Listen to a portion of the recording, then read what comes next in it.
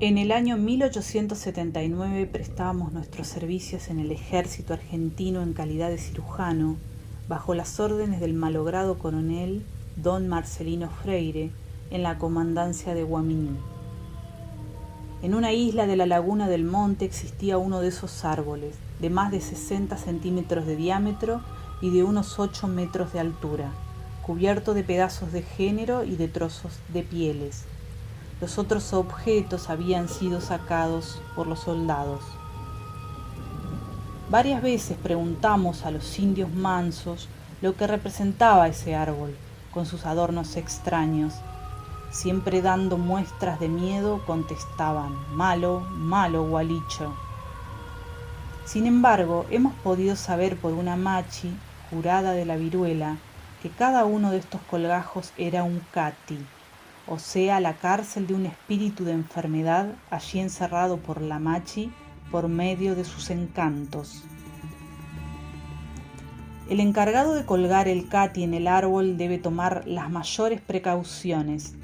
En primer lugar, el cati que lleva no debe tocar los demás y sobre todo, en un descuido, hacerlos caer, pues el gualicho ahogaba a aquellos que cometían estos descuidos. Citaremos un hecho bastante curioso a propósito de esta creencia respecto al árbol. Los soldados leñadores, burlones, mofándose de la credulidad de los indios, resolvieron derribar ese famoso árbol y convertirle en leña para el fuego.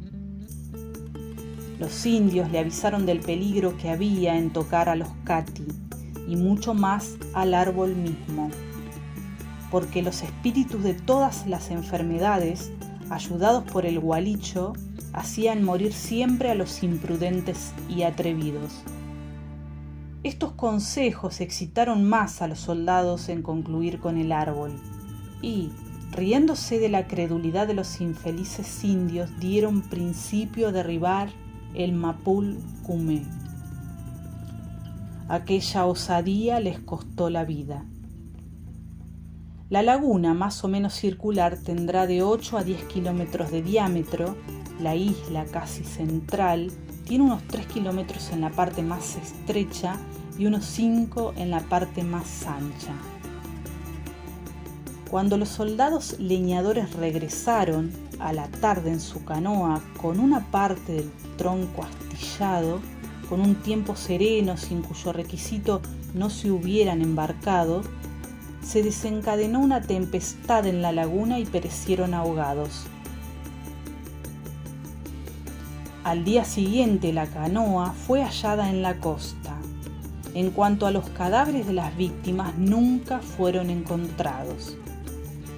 Los leñadores tenían la costumbre, a fin de poder cargar algo más la canoa, de quedar la mitad de ellos en la isla en un ricucho y de alternarse en los viajes cuando el tiempo lo permitía. Hubo temporadas en que quedaron 8 y más días sin poder salir de la isla o volver a ella. Fueron los que quedaron que hicieron saber que sus 3 compañeros se habían embarcado con un tiempo sereno y que repentinamente se produjo una tempestad sin razón plausible, y que oyeron toda la noche ruidos tremendos que los llenó de pavor. Es fácil de comprender el temor que este hecho extraño produjo, pues ninguno de los soldados quería volver a la isla. El puesto de leñador era antes muy buscado y como favor se le solicitaba. Solamente órdenes terminantes del jefe pudieron vencer en algo el temor general que inspiraba la laguna y hacer volver a los leñadores a la tarea. «Casualidad», dirán los spirits forts. Ya lo veremos luego. Esa laguna tiene, de tiempo atrás, muy mala fama, aún entre los indios. Se puede afirmar que la merece. Los indios pretenden que cuando el gualicho lo quiere, las aguas se ponen bravas, se elevan en olas enormes y producen un ruido siniestro al romperse en las orillas. Afirman que es algo peligroso en cualquier tiempo navegar en sus aguas, las que sin razones físicas plausibles se vuelven bravas. Muchas veces, con un tiempo sereno sin viento notable, hemos visto olas enormes romperse en las orillas, sin que nos fuera posible explicar el porqué de ese embravecimiento de las aguas.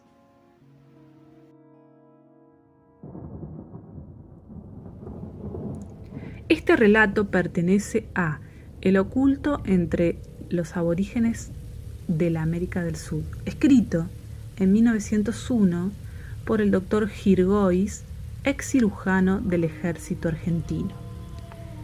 En sus páginas siguientes continúa relatando: en Guaminí, en la isla de la Laguna, había uno de estos árboles cuya destrucción ha sido causa de muerte accidental de los soldados leñadores que lo derribaron.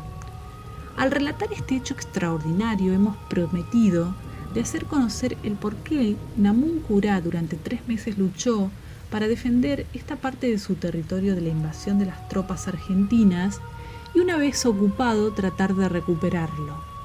El terreno en esta parte no es más fértil que cualquier otro en la pampa. El agua de la laguna es tan amarga como la de las demás lagunas.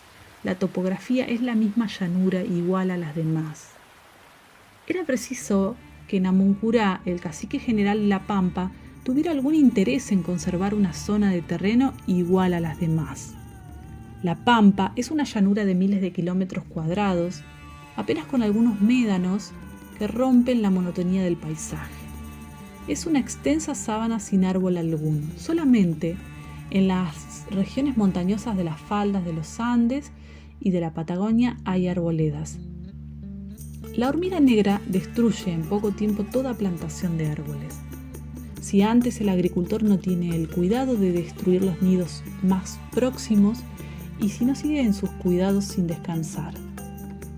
El monte de la laguna de Guaminí hace excepción a esta regla general. El agua que le rodea le sirve de defensa en contra de la voracidad de las hormigas. Era el único monte que existía a más de 100 leguas a todos vientos. El único, sobre todo, en que las machis hallaron el árbol especial destinado a conservar los catis, seguridad de las familias y preservativo de las enfermedades incurables.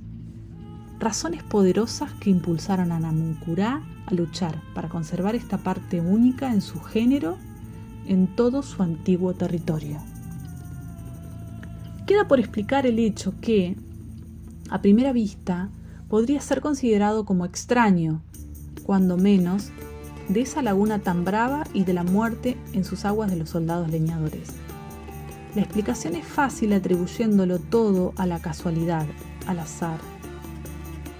El azar no existe.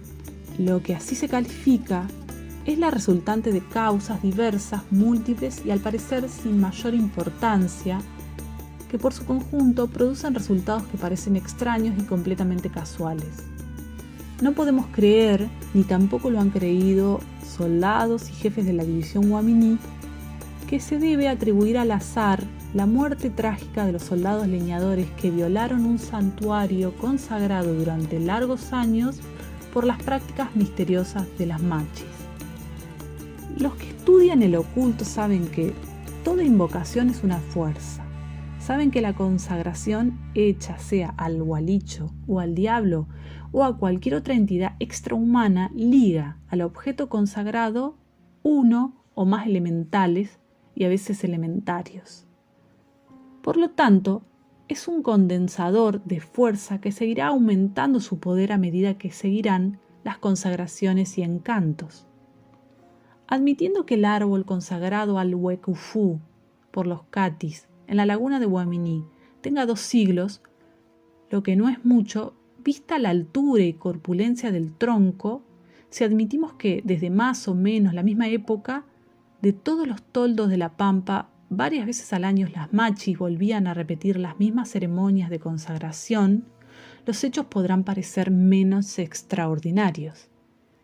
Teniendo únicamente en cuenta la voluntad de tantas machis, desarrollada psíquicamente, como lo hemos demostrado, aquella única fuerza multiplicada por los años transcurridos, basta para producir la defensa del lugar consagrado, creando de hecho una entidad colectiva de gran poder. Hay que agregar también, como fuerza muy poderosa, el respeto, el temor y sobre todo la fe de tantas tribus que allí cumplían el rito del Cati. Nos parece probable que la machi de los indios mansos que vivían entonces en Guaminí ha sido la chispa que produjo la manifestación violenta de las fuerzas menospreciadas. El vehemente deseo de que aquella violación de una cosa sumamente respetada fuese castigada por el Wekufu trajo seguramente sobre los leñadores el rigor de las fuerzas extrahumanas violentadas en la libre y apacible posesión del culto que les tributaban los pampeanos desde siglos.